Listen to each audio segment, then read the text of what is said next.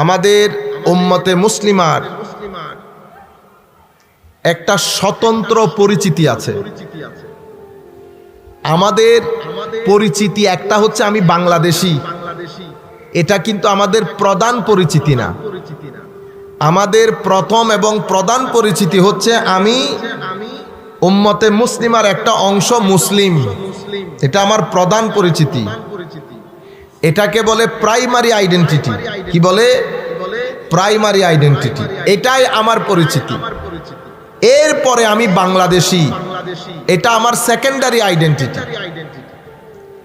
যেহেতু primary identity মূল পরিচয় আমি মুসলিম, তো মুসলিম হওয়ার সুবাদে আমার আল্লাহ তার নবীর মাধ্যমে এই নাম আমাদেরকে দিয়েছেন। যিনি দিয়েছেন উনি এই নামের শিরোনামে 3 ধরনের দায়িত্ব আমাদেরকে দিয়েছেন। এক ধরনের দায়িত্ব যেটা আমাদের আকীদার সাথে সম্পৃক্ত, এক ধরনের দায়িত্ব যেটা আমাদের আমলের সাথে সম্পৃক্ত, আরেক ধরনের দায়িত্ব যেটা আমাদের আখলাক তথা রুহানিয়তের সাথে সম্পৃক্ত। আল্লাহ রাব্বুল আলামিন এই যে আমি মুসলিম বলে একটা নাম আছে না আমার, মুসলমান তো, আফসোসের বিষয় হচ্ছে যেই কোনো কারণে হোক দিনের পর দিন আমি শুধুমাত্র খোলসটা, আমার খোলসটা, এটা বাদে দিনদারির কোনো বিষয় আমার ভিতরে আর নাই, আমার ভিতরে আর নাই। আমি ওইদিকে যদি নাও যাই, কিন্তু আমি আমার একটা মূল পয়েন্ট আপনাদেরকে যেটা বুঝাইতে চাচ্ছি সেটা হচ্ছে আমাদের ধর্মের মধ্যে যেই কারণে আমি মুসলিম, আমার আকীদা, আমার আমল, আমার আখলাক, সব কিছুর মূলে 2টা জিনিস অতীব গুরুত্বপূর্ণ। একটার নাম হচ্ছে নিয়ত। কি জিনিস? নিয়ত। আরেকটার নাম একনিষ্ঠতা, ইখলাস।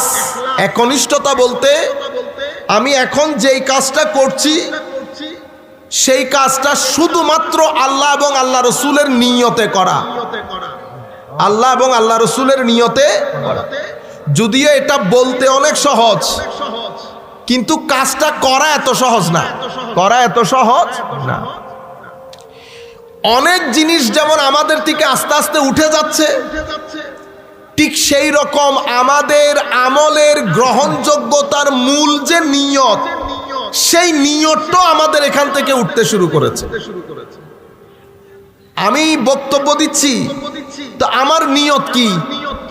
আমি কেন আসলাম? আমার একটা নিয়ত লাগবে না? আপনারা যারা ভিডিও করছেন ওনাদের একটা নিয়ত লাগবে না? কি নিয়তে করছেন? আপনারা যারা এসেছেন আপনাদের একটা নিয়ত লাগবে। সব নিয়তের মধ্যে যদি শুদ্ধ থাকে, পরিশোধন থাকে, তাহলে বক্তা যখন বক্তব্য দেয় বক্তার বক্তব্যের মধ্যে রুহানিয়ত হয় এবং এটার তাসির হয়।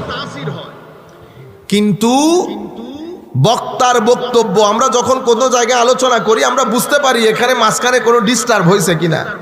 যদি ডিস্টার্ব হয় তো কথাগুলো আমার এখান থেকে বের হবে, এখান থেকে আসবে না। এই যে আমরা এতগুলা মানুষ এখানে বসেছি, নিয়ত কি জিনিস? নিয়ত হচ্ছে ভিতরের একটা আমল যেটা দেখা যায় না। আপনি আসতেছেন কি কারণে? আপনার নিয়তের কারণে। আপনি আসলেন, বসলেন, সব কিছু দেখলাম, কিন্তু যেই ফোর্স আপনাকে এখানে নিয়ে এসেছে সেটা কিন্তু আমার নজরে আসে নাই। সেইটার উপর আমার আল্লাহ সিদ্ধান্ত নেন আপনাকে আল্লাহ সওয়াব দিলে কতটুকুন দেবেন বা আদৌ দেবেন কিনা। আমার দৃষ্টিভঙ্গি আল্লাহর দৃষ্টিভঙ্গির মধ্যে ফারাক হচ্ছে। আপনি দেখেন আমার গলা কত সুন্দর, আমার বলা কত সুন্দর, আমার চেহারা কত সুন্দর, কাপড় চোপড় কত সুন্দর, আপনার দৃষ্টিভঙ্গি এতটুকুন পর্যন্ত মানুষ যে। কিন্তু আমার আল্লাহ না কাপড় দেখেন, না বলা দেখেন, না ধরন দেখেন, কোনো কিছুই দেখেন না। আমার আল্লাহ আপনার অন্তরের দিকে চেয়ে থাকেন, অন্তরের মধ্যে আপনি কাকে রেখেছেন, অন্তরের মধ্যে আপনি কাকে রেখেছেন। ধরেন আমরা এতগুলা মানুষ এখানে আসছেন, আমরা কিন্তু বেশিরভাগ লোক অজুই করি নাই। আমি ঠিক বলেছি তো? বেশিরভাগ লোক আমরা অজুই করি নাই। আমি কোনো কিছু আপনাদেরকে তকরির মকরির করতে আসি নাই, আলোচনা করতে আসি না। আমি কিছু জায়গা আপনাদের মধ্যে সচেতনতার সৃষ্টি করে একটা পরিবর্তনের আশাবাদী, একটা পরিবর্তনের আশাবাদী। ভবিষ্যতে আপনারা আজকের পর থেকে কোনো মাহফিলে অজু না করে যাবেন না। মাহফিলের মধ্যে যদি অজু ছাড়া বসেন তো এটা জমাইন্না মাহফিল হবে, হেদায়েতের মাহফিল হবে না। আপনি যদি অজু ছাড়া মাহফিলে বসেন, আমার কথাগুলো ভিতর থেকে আসবে না, আমি যেটা বলতে চাচ্ছি সেটা বলতে পারবো না। কারণ এখানে শুধু আসা যাওয়া না, এখানে মওলাই করিমের খাস নেগা লাগে, খাস নেগা লাগে। আল্লাহ রাব্বুল আলামিন সেই কথাগুলা জবান দিয়ে বের করবেন যেটা উম্মতের কাজে আসবে। কখন? যখন সেখানে একটা রুহানি মাহৌল তৈরি হয়। আমরা বলি না ফেরেশতারা জিকিরের মজলিসকে চতুর্দিক থেকে পাখা দিয়ে ঘিরে ফেলে। এখন এত বড় মজলিসের মধ্যে বেশিরভাগ লোক যদি অজু ছাড়া আসি, ফেরেশতারা পাখা ছড়াবে? ছড়াবে না। কেন? কারণ আমার আল্লাহ পবিত্র, পবিত্রতা পছন্দ করেন। ফেরেশতারাও পবিত্রতা পছন্দ করেন, আমার নবীও পবিত্র, পবিত্রতা পছন্দ করেন। আপনারা বুঝতে পেরেছেন? এই জিনিসগুলোর কারণে আমাদের এখান থেকে আস্তে আস্তে বরকত, রুহানিয়ত এগুলা খতম হয়ে যাচ্ছে। আমরা মাহফিলের মধ্যে সেই স্বাদ অনুভব করি না। আমি আপনার ভিতর জগৎকে আমার সাথে কানেক্টেড করতে পারছি না। কেন? কারণ আমি যেই কারণে এসেছি হয়তো সেই কারণে আপনি আসেন নাই, অথবা আপনি যেই কারণে এসেছেন হয়তো আমি সেই কারণে আসি নাই। আপনার চোখ ভিজতে চাচ্ছে না, আপনার চোখ ভিজতে চাচ্ছে না। সুতরাং এইগুলা বড় আজিম জায়গা। যখন যেই জায়গার মধ্যে কোরআন এবং হাদিসের আলোচনা হয়, আমার নবীর আলোচনা হয়, তাহলে প্রথম আদব হচ্ছে আমরা পরবর্তী সময়ে যখন মাহফিলে আসবো অজু করে আসবো। অজু ছাড়া মাহফিলে আসবেন না। হ্যাঁ, বিশেষ কোনো কারণ হলে সেটা ভিন্ন জিনিস, বাসায় যেতে দেরি, অজুর ফ্যাসিলিটি নাই, সেটা আলাদা জিনিস। কিন্তু আপনারা চেষ্টা করবেন মেইনলি অজু নিয়ে আসতে, নাম্বার 1। নাম্বার 2, আমি কি কারণে যাচ্ছি এখানে ভিতরে দরদ রাখবেন। কার দরদ? আমার নবীর দ্বীনের দরদ, নবীর প্রেম ভালোবাসা অন্তরে রেখে আমি দ্বীন শিক্ষা করার জন্য যাচ্ছি, কিছু শিকার জন্য যাচ্ছি, নবীর বাগানে কিছুক্ষণ বসার জন্য যাচ্ছি। যখন এই নিয়তগুলা রাখবেন তখন আপনি মাহফিলে এসে এনজয় করতে পারবেন। ভিতরের জগতের অন্ধকারগুলো আস্তে আস্তে দূরীভূত হবে, ভিতরের জগতের অন্ধকার আস্তে আস্তে দূরীভূত হবে। 2, 3 নাম্বার যে জিনিসটা রাখবেন সেটা হচ্ছে আল্লাহর দরবারে হেদায়েতের আরজি পেশ করে, হেদায়েতের দোয়া করে অতঃপর আমরা মাহফিলে আসব। কেন? কারণ উম্মতে মুসলিমা এক ব্যক্তি হিজরত করছে আমার নবীর সাথে। কার সাথে? নবীর সাথে হিজরত করছে মক্কা শরীফ থেকে মদিনা শরীফ, কিন্তু সেই ব্যক্তির ভাগ্যে কোনো সওয়াব জুটে। আপনারা বুঝতে পারছেন কার সাথে সফর? মুহাম্মদুর রাসূলুল্লাহ সাল্লাল্লাহু আলাইহি ওয়াসাল্লামের সাথে সফর, কিন্তু সেই ব্যক্তির ভাগ্যে কোনো সওয়াব জুটে নাই। কেন? নিয়তের কারণে। তার নিয়তের মধ্যে না আমার নবী ছিল, না আমার নবীর সুহবত ছিল, না আমার নবীর সুহবতের মাধ্যমে যে আলো তার ভিতরে গ্রহণ করবে সেই নিয়ত তার ভিতরে ছিল। সে অন্য নিয়তে মাহফিলের মধ্যে আমার নবীর সাথে সফর করছে। তো অন্য নিয়তে নবীর সাথে সফর করে, নবীর সাথে, আপনারা জিনিসটা বোঝার চেষ্টা করেন, ইমামুল মুরসালিন নবীর সাথে সফর করে সে সফরের সওয়াবই পায় নাই। সওয়াব তো দূরের কথা, আমার আল্লাহর রহমত থেকে বঞ্চিত হয়েছে। কিসের গুণে? নিয়তের গুণে। কারণ তার নিয়তের মধ্যে আমার নবীর সফর, এটা তার নিয়তের মধ্যে ছিল না, তার নিয়তের মধ্যে অন্য কিছু ছিল। মদিনা শরীফ যাবে, বিয়ে শাদী করবে বা অন্য কোনো কিছু তার নিয়তের মধ্যে, কোনো দুনিয়াবি কাজ, ব্যবসা বাণিজ্য কাজ, অথবা আত্মীয় স্বজনকে ভিজিট করবে, নবীর কাফেলা যেহেতু যাচ্ছে চলেন একসাথে চলে গেলাম, সেই হলো। আপনারা এই জিনিসটা মাথায় রেখে আল্লাহর ওয়াস্তে চোখ বন্ধ করে চিন্তা করেন তো আমরা কি কি কাজ নিয়ত ছাড়া করি। যেখানে নবীর সংস্পর্শে সফর করে সেই ব্যক্তি আমার নবীর সফরের বরকত থেকে বঞ্চিত হয়েছে, সেইখানে আমরা নিয়ত ছাড়া কাজ করলে হবে? সেই কারণে আমাদের সামগ্রিক কাজগুলা বরকত শূন্য হয়ে যাচ্ছে। মাহে রমজান আসছে, মাহে রমজান এসে মাহে রমজান ঘুরে চলে যাবে। আমরা ইফতার এনজয় করি, ঈদের বাজার এনজয় করি, কিন্তু আমরা রমজানের প্রেমে পড়তে চাই না। আস্তে আস্তে সবকিছু উঠে যাচ্ছে। এদিকে আমাদের ভাই আছে কিছু, মাহে রমজান যখন আসবে ওনারা তারাবির একটা জগরা উম্মতে মুসলিমার শহরে গ্রামে ঘরের মধ্যে ঢুকিয়ে দেবে 8 রাকাত আর 20 রাকাতে। এগুলা সব ফিতনার এক একটা অংশ, ফিতনার এক একটা অংশ। একদিকে দুনিয়া, একদিকে শয়তান, একদিকে নফস, একদিকে আমাদের কিছু ভাইদের পাইতারা, সবকিছু মিলে মাহে রমজানের মতো একটা আজিম মাস। অনেক ভাইদেরকে দেখেছি লাইলাতুল বারাতের সময় যারা সারা রাত জাগ্রত থাকতো, সেই ভাইয়েরা এখন শবে বরাতের দিন এশার নামাজ পড়ে এসে ঘুমিয়ে যায়। আপনারা বুঝতে পারছেন কাদের কারণে? এমনিতে ছেলেরা নামাজ পড়তে চায় না, আপনি যখন তাদেরকে বলবেন শবে বরাত নাই, তো তার সুযোগ হয়ে গেছে না? কিছুদিন পরে আপনারাই বলবেন কোরআন শরীফের মধ্যে ভুল আছে, নোট করে রাখবেন।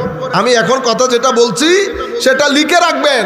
5-10 বছর পরে এই ভাইয়েরা বলবে কোরআনের কিছু কিছু আয়াতের মধ্যে ভুল আছে। আপনি এটা বলার দেন উম্মতে মুসলিমার তরুণ প্রজন্মের অন্তরে কোরআন সম্পর্কে সন্দেহের জন্ম নেবে। মাহে রমজানের মধ্যে কোরআনের তিলাওয়াত বন্ধ হবে।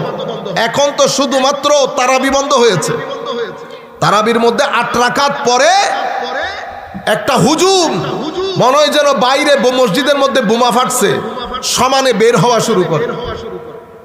আপনারা বুঝতে পারছেন এই এই এই ধরনের একটা সমস্যার মধ্যে আমরা পড়ে গেছি। একে তো জাগতিক দুনিয়াদারি, কিছু দুনিয়া আমাদেরকে এত বেশি লোভী করে ফেলেছে। আপনি যদি একটা চার্ট করেন, এটা হায়াতে দুনিয়া, এটা আখেরা, এটা 60-70 বছর, এটা কম করে হলো 1000 বছর। আপনি চার্ট করে দেখেন তো দুনিয়ার জন্য আমরা কতটুকুন করি আর আখেরাতের জন্য কতটুকুন করি। দেখবেন দুনিয়ার সমস্ত কাজ পরিপূর্ণ রূপে করছি, রয়ে গেল আখেরাত। আমরা 2-3টা ঘর বাদে আখেরাতের কোনো ঘর আর পূরণ করতে পারবো না। সেই কারণে পবিত্র কোরআনে আল্লাহ রাব্বুল আলামিন ইরশাদ করছেন ওয়াল আসর, আসরের কসম করছেন আল্লাহ। কিসের কসম? আসরের কসম। মনে রাখবেন পবিত্র কোরআনে পাকের মধ্যে আল্লাহ রাব্বুল আলামিন যখন কোনো কথা আপনাকে বুঝিয়ে বলতে চান, আল্লাহ চান যে এই কথা আপনি পরিপূর্ণ রূপে বুঝেন। আমার আল্লাহ কি করে? কথাগুলাকে উদাহরণ দিয়ে বুঝায়। তাইলে উদাহরণ দিয়ে কথা বুঝানো কার সুন্নত হইল? আল্লাহর সুন্নত। উদাহরণ দিয়ে কথা বুঝানো এটা আল্লাহর সুন্নত। কেন চান আল্লাহ? আল্লাহ চান প্রত্যেক ব্যক্তি যেন এই এক্সাম্পলের মাধ্যমে, উদাহরণের মাধ্যমে আল্লাহ কথা যেটা বলতে যান সেটা যেন বুঝেন। কিন্তু কিছু কিছু উদাহরণ এমন আছে আমার আল্লাহ বলছে সেটা আলেম বাদে বুঝবে না। তাইলে আমার আল্লাহ কোরআনের আয়াতের মধ্যে, এই আয়াতের মাধ্যমে তিলকাল আমসালু নাদরিবুহা লিন্নাসি ওয়া মা ইয়াকিলুহা ইল্লাল আলেমুন, আল্লাহ এই মেসালগুলা, উদাহরণগুলা সবার জন্য দেন। আমার আল্লাহ বলছেন ওয়া মা ইয়াকিলুহা, এটাকে তাআক্কুল করা, পরিপূর্ণরূপে বুঝা, অনুধাবন করা, এটা আলেম বাদে সম্ভব না। তাইলে কোরআনের এই আয়াতের মধ্যে আমার আল্লাহ মানুষকে 2 ভাগে ভাগ করেছেন। একটা হচ্ছে আওয়াম, একটা হচ্ছে আলেম। একটা সাধারণ শ্রেণী, একটা বিশেষ শ্রেণী। কোরআনের আরেক আয়াতের মধ্যে আমার আল্লাহ বলছেন ফাসআলু আহলা যিকরি ইন কুনতুম লা তা'লামুন, যদি তোমরা না বুঝো তো যাদেরকে আমি বুঝার মতো তাফাক্কুহ ফিদ্দীন তথা সিনার মধ্যে বিস্তৃতি দান করেছি, তোমরা তাদের কাছে জিজ্ঞেস করো। এই আয়াতের আলোকে আমরা মানুষকে দুই ভাগে ভাগ করি, প্রশ্নকারী এবং উত্তরদাতা। তো সবাই কখনো উত্তরদাতা হয় না, কেউ প্রশ্ন করে। প্রশ্ন কি কেউ কেউ করে না, বেশিরভাগ করে। বেশিরভাগ প্রশ্ন করে। উত্তর কয়জনে দেয়? কেউ কেউ উত্তর দেয়, কেউ কেউ উত্তর দেয়। প্রশ্নকারীর সংখ্যা অনেক বেশি থাকে, কিন্তু উত্তরদাতার সংখ্যা বেশি থাকে না। আবার সমস্ত উত্তরদাতা এক ধরনের হয় না, কেউ কেউ অনেক উপরে। হাদিসে পাকের মধ্যে হয় নাসাই নতুবা তিরমিজি শরীফের আয়াতের মধ্যে এসেছে, এক ব্যক্তি হযরতে আবু মুসা আশআরী রাদিয়াল্লাহু তাআলা আনহুকে মিরাস সংক্রান্ত, মিরাস মানে সম্পত্তি বন্টন সংক্রান্ত একটা মাসআলা জিজ্ঞেস করেছেন। হযরতে আবু মুসা আশআরী উত্তর দিয়েছেন। উত্তর দেওয়ার পরে উনি বলতেছেন, তুমি যদি এই প্রশ্ন হযরতে আব্দুল্লাহ ইবনে মাসউদ রাদিয়াল্লাহু তাআলা আনহুকেও করো তো উনিও এই উত্তরটাই দিবেন। তাইলে বোঝা যাচ্ছে ওই সময়ে আব্দুল্লাহ ইবনে মাসউদ এবং আবু মুসা আশআরী দুইজনই ফকিহ সাহাবী, কিন্তু আব্দুল্লাহ ইবনে মাসউদ তখনকার যুগের ইমামে আজম, ইমামে আজম, নতুবা আবু মুসা আশআরীর মতো জলিলুল কদর সাহাবী এই কথা কখনো বলতেন না। তো সমস্ত উত্তরদাতা কখনো এক লেভেলের হয় না। তো হযরতে উনি হযরত আব্দুল্লাহ ইবনে মাসউদের কাছে গেলেন, বললেন, হুজুর আমি আবু মুসা আশআরীকে প্রশ্ন করেছি সম্পত্তি বন্টন সংক্রান্ত। হুজুর উনি এটা উত্তর দিয়েছেন, উত্তর দিয়ে বলেছেন এই প্রশ্ন যদি তুমি আব্দুল্লাহ ইবনে মাসউদকে করো উনিও একই উত্তর দেবেন। হযরত আব্দুল্লাহ ইবনে মাসউদ রাদিয়াল্লাহু তাআলা আনহু যেটা বলেছেন সেটা হচ্ছে, আমি আবু মুসা আশআরীর উত্তর থেকে নিজেকে গুটিয়ে নিলাম, মানে এটার সাথে আমি একমত না। আমি আমার নবীর জবান বলতে আমি নিজে শুনেছি, আমার নবী সাল্লাল্লাহু আলাইহি ওয়াসাল্লাম ইরশাদ করেছেন যে এই ধরনের প্রশ্ন যদি সম্পত্তি বন্টনের ক্ষেত্রে আসে তো সম্পদ এভাবে বন্টিত হবে। এই কথা বলার পরে উনি দৌড় দিয়ে আবার আবু মুসা আশআরীর দরবারে আসলেন, হুজুর আপনি বলেছেন এই কথা আর আব্দুল্লাহ ইবনে মাসউদ বলেছেন এই উত্তর। হযরতে আবু মুসা আশআরী বলছেন, বেটা আজকের পর থেকে এই ইমামে আজম, এই ইমামে উনি বলেছেন হাজাল হাব্র, মানে এই জ্ঞান সমুদ্র যতদিন পৃথিবীতে থাকবে তোমরা কোন মাসলা মাসাইল নিয়ে আমি আবু মুসার কাছে আসবে না। আপনারা বুঝতে পেরেছেন? হাজাল হাব্র মানে আমরা যাকে ইমামে আজম বলি।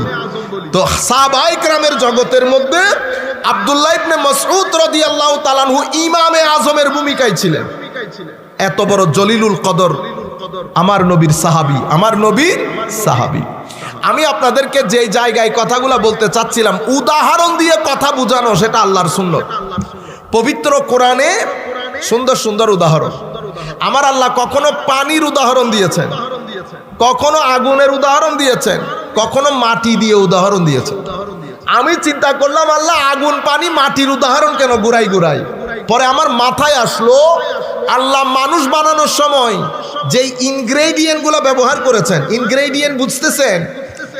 আপনারা অ্যান্টিবায়োটিক ওষুধ খান না?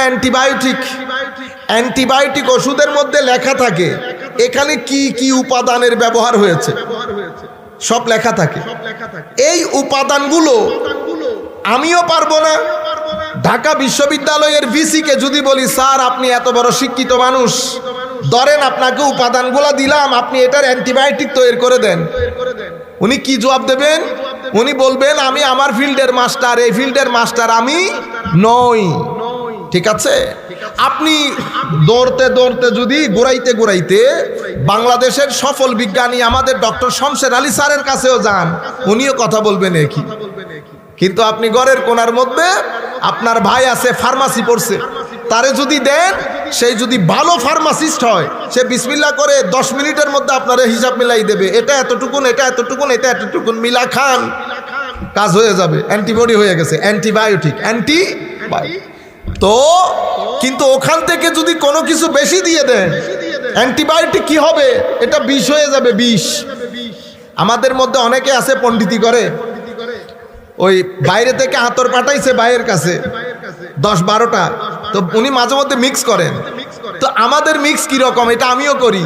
আমাদের মিক্স হচ্ছে বিসমিল্লাহির রহমানির রহিম, আল্লাহ একটু দয়া করিস। তো আল্লাহ দয়া করে, মাঝে মধ্যে আল্লাহ দাগ কম মারে। কেন? কারণ আমি সুন্নতে ইলাহির বাইরে চলে গেছি। সুন্নতে ইলাহি কি? সুন্নতে ইলাহি হচ্ছে ফাসআলু আহলা যিকরি ইন কুনতুম লা তা'লামুন। এটা হুকমে ইলাহি, মানে আমি যদি না জানি তো আমি যারা জানে যেন তাদের শরণাপন্ন হই, এটা হুকমে ইলাহি। আমি হুকমে ইলাহির বাইরে চলে গেছি। আপনারা বুঝতে পেরেছেন? এই জন্য ধাক্কা দেওয়ার জন্য আমার আল্লাহ কি করেন, মাঝে মধ্যে আতর 10-12টা একসাথে মিক্স করলে যেই দুর্গন্ধ বের হয়, আপনি যদি কোনো কারণে শরীরে লাগান 10 দিন পর্যন্ত তো গন্ধই যায় না। কেন? কারণ আপনি মিক্স করতে ওই প্রপোর্শনেট আপনি যে উপাদানগুলো মাত্রার মধ্যে ভুল করে ফেলছেন। অ্যান্টিবায়োটিকের মধ্যে মাত্রার মধ্যে দারুণ করে মাত্রাগুলা এভাবে স্কেলের মাধ্যমে রাখতে হয়। আল্লাহ যখন আমাদেরকে বানিয়েছেন, হায় হায়, আমাদেরকে বড় আজীব করে বানিয়েছেন। আমাদের উপাদান আছে তো, আমরা অ্যান্টিবায়োটিক, কিন্তু আমাদের উপাদানের মধ্যে আল্লাহ আগুন ব্যবহার করেছেন।